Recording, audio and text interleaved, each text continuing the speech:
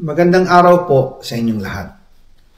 Bago ko ipagpatuloy ang aking paliwanag, nais ko munang magpasalamat sa inyo. Maraming salamat sa inyong bukas na isipan, sa inyong pasensya, at sa pagtanggap ninyo sa mga impormasyong aking ibinabahagi. Alam kong hindi madali ang mga paksang ito. Mabibigat at mahirap tanggapin. Hindi po ako makauwi dahil malaki ang banta sa buhay ko. Ngayon naman ay meron kaming natanggap na balita. Papalabasin ng administrasyon na ako ay isang terorista sa loob at labas ng Pilipinas. Para mailibing ako kasama ang katotohanan kahit saan man ako pumunta. Pero mahalagang malaman ng taong bayan ang katotohanan. Muli, taos-puso akong nagpapasalamat sa inyong pakikinig. Una po sa lahat, sinasabi ng ICI at ni Henry Alcantara na 21 billion pesos daw ang napunta sa akin. Hindi po totoo yun. Wala akong natanggap na ganyang halaga. Ang totoo, mula 2022 hanggang 2025, ang kabuuang pera na dumaan sa akin para ibigay kay Pangulong Bongbong Marcos at kay dating Speaker Martin Romualdez ay umabot sa 56 billion pesos at hiwalay pa dyan ang 100 billion pesos insertion ng Pangulo sa 2025 budget. Pati na rin ang 97 billion pesos flood control insertion na inilagay sa NEP ng 2026 national budget. Balikan natin kung paano ito nagsimula. Noong 2022, kakaupo ko pa lang bilang chairman ng House Committee on Appropriations, sinabi na agad sa akin ni Speaker Romualdez na kailangan ko makapag-deliver ng 2 billion pesos kada buwan. Makalipas ang ilang araw, tumawag sa akin si Yusek Bernardo.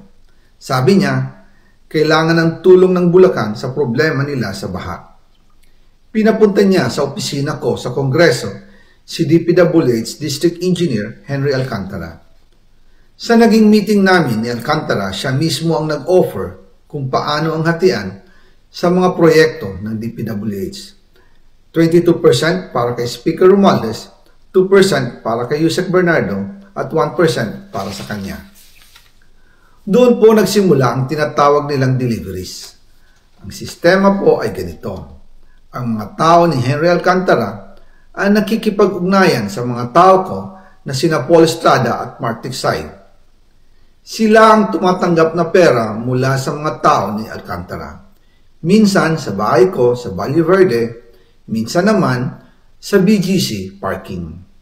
Pagkatapos nilang makuha ang pera, sila Mark at Paul naman ang nag-aayos o nakikipag-coordinate sa tauhan ni Speaker Martin Romualdez na si Jocelyn Sereño para sa pagdi-deliver ng male-maletang pera patungo sa bahay ni Speaker.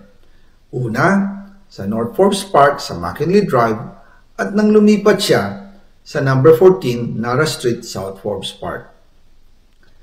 Gusto ko pong linawin, hindi ako nakikialam sa mismong proseso ng paghatid. Dumaan lang po sa akin ang pera na agad dinideliver kay Speaker Romualdez. Ako lang po ang nagko-confirm sa text kay Speaker kapag nadala na ang pera sa bahay niya. At lahat ng ito, mula sa unang utos noong 2022 hanggang sa huling delivery noong 2025. Umabot sa mahigit 55 billion pesos plus ang naihatid sa bahay ni dating Speaker Martin Romualdez. Madalas hindi nabubuo ang hinihinging 2 billion pesos bawat buwan ni Speaker, kaya iyan ang final total. Ang sinabi mismo ni Speaker Martin sa akin na hati sila ni Pangulong Marcos sa perang yon. Ang listahan ng mga deliveries na ito, kung kailan, magkano at saan dinala, ilalabas ko po kasabay ng video na ito. Noong November 2024, habang nasa proseso kami ng pagtatalakay ng budget, nakipag-meeting sa amin ni Speaker Martin si Yusek Jojo Cadiz. Sabi niya, masama raw ang loob ni Pangulong Marcos, wala raw siyang natatanggap na remittance. At dahil laging napapagalitan si Speaker Martin ng Pangulo mula Setyembre hanggang November, inutusan niya ako na mag-deliver ng 1 billion pesos para kay BBM. Ayon pa kay Yusek Jojo, nang ipaalam niya ito sa Pangulo, ang utos sa kanya ng Pangulo ay mag-ingat at siguraduhin si Yusek Jojo lang ang maghahatid.